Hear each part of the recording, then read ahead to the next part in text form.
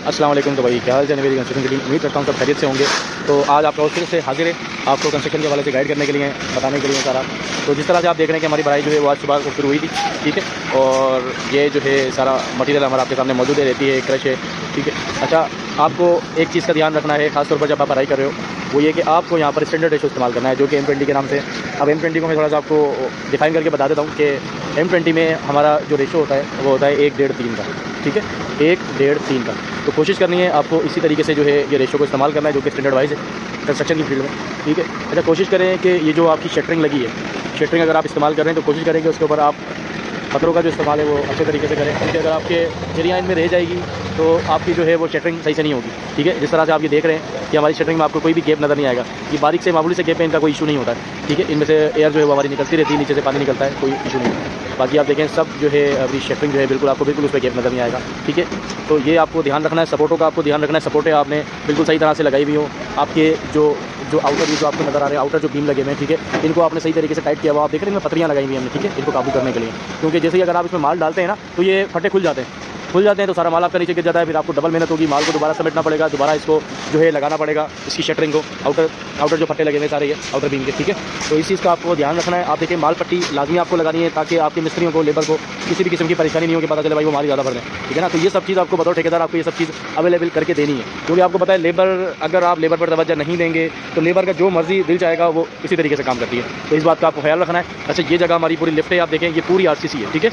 इस चीज़ का आपको ध्यान रखना है। M20 का रेशो आपको बोलना नहीं है, M20 लाजमी हमने छत भराई में इस्तेमाल करना है। अच्छा, कोशिश करें जो हमारी ये छत है ना वो हम भरेंगे 6 इंच का, ठीक है। और अगर ये सूखेगी, सूखने के बाद 5.5 इंच रह जाएगी, तो कोशिश करें कि 6 से 6.5 इंच के करीब आपकी फर्स्ट जो आपकी ग्राउंड फ्लोर की जो छत है ना वो आपको लाजमी भरना है। क्योंकि अगर आप ग्राउंड फ्लोर की छत मजबूत नहीं भरेंगे, कि आपको पता है इसके बाद इसके ऊपर और वेट आना है और वजन आना है, ठीक है, तो फिर आपका काम खराब हो जाएगा। क्रैक्स आपको नजर आते हैं ना, अक्सर फ्लोर्स पे क्रैक्स आ जाते हैं, वॉल्स पर क्रैक्स आ जाते हैं, तो फिर इसलिए आते हैं कि आपने वो मटेरियल जो है सही से इस्तेमाल नहीं किया होता, ठीक है। तो इस चीज़ का आपको ख्याल रखना है, इस चीज़ को आपको देखना है। अभी मैं आपको ऊपर से भी थोड़ा विजिट कराता हूँ जाके सारा, कि किस तरीके से भाई हमारी भराई चल रही है, ठीक है।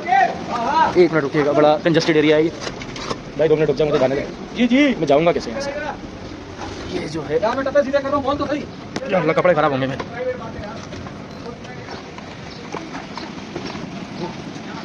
चलें भाई, तो बड़ी मुश्किलों से आपका होस्ट जो है बचा के आ गया आपके सामने, वो तो होंगे, मसला नहीं। ये देखें भाई, अल्हम्दुलिल्लाह जो है यहाँ पर जो ये सारी छत भराई हो चुकी है, आप देख रहे हैं कितनी क्लीनिंग के साथ नीट एंड क्लीन वर्क हुआ हुआ है सारा ये। तो ये आपको ध्यान रखना है, ठीक है, देखें आप।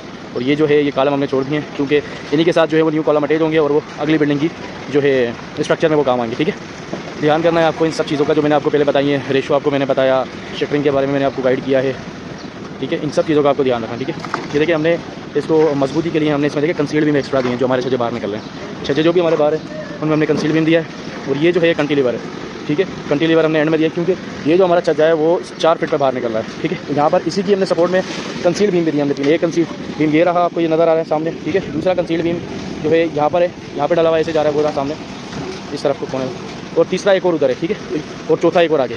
इस पूरी जगह पे आपको वो कोना नज़र आ रहा है, उस कोने से लेके इस जगह पे मैं आपको थोड़ा सा छोटा करके दिखाऊँ, उस कोने से लेके इस जगह पे हमने 4 कंसील्ड बीम डाले, और उस जगह पर हमने 3 कंसील्ड बीम डाले, और आगे वाली जगह पर हमने जो है वो 2 कंसील्ड बीम डाले।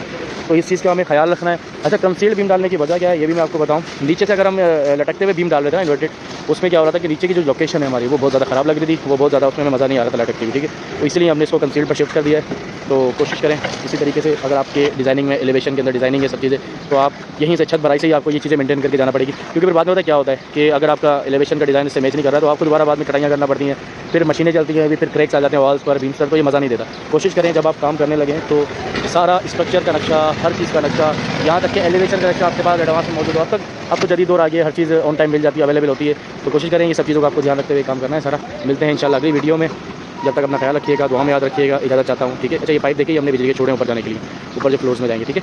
ये नज़र आ रहे हैं सामने आपको, एक ये वाले पाइप है और एक ये वाले पाइप है, ठीक है। तो इस चीज़ का आपको ध्यान रखना है सारा। इंशाल्लाह मिलते हैं अगली वीडियो में, इजाज़त चाहता हूँ, अल्लाह हाफ़िज़।